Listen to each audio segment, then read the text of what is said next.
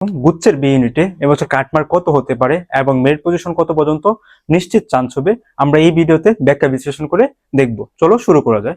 এবছর গুচ্ছে পরীক্ষা দিয়েছে 93,000 শিক্ষার্থী। আর আমরা জানি গুচ্ছভুক্ত 20টি ইউনিভার্সিটি আছে, 20টি ইউনিভার্সিটি সর্বমোট সিট আছে 3,000 প্লাস। এখন আসি বিগত বছরগুলোতে কাটমার্ক কত ছিল। আমরা যদি খেয়াল করি বিগত বছরগুলোতে অর্থাৎ 23-24 সেশনে গুচ্ছের কাটমার্ক ছিল 50 থেকে 55-র ভিতর, এবং 24-25 সেশনে কাটমার্ক ছিল 55, 56, 57 সামথিং ওই রকম। এখন 25-26 সেশন আজকে যে পরীক্ষাটা হলো, তো এবারের কাটমার্ক কত থাকতে পারে? তোমরা যদি বিগত বছরগুলো এবং এবারের প্রশ্নটা বিশ্লেষণ করো তাহলে দেখবে এবার এবছরের প্রশ্নটা তুলনামূলকভাবে সহজ হয়েছে। কোনো প্রশ্ন যদি সহজ হয় তাহলে কাটমার্ক বেড়ে যাবে। এবছর কাটমার্ক হতে পারে 58-59, এবছর কাটমার্ক হতে পারে 58-59 সামথিং ওইরকম থাকতে পারে।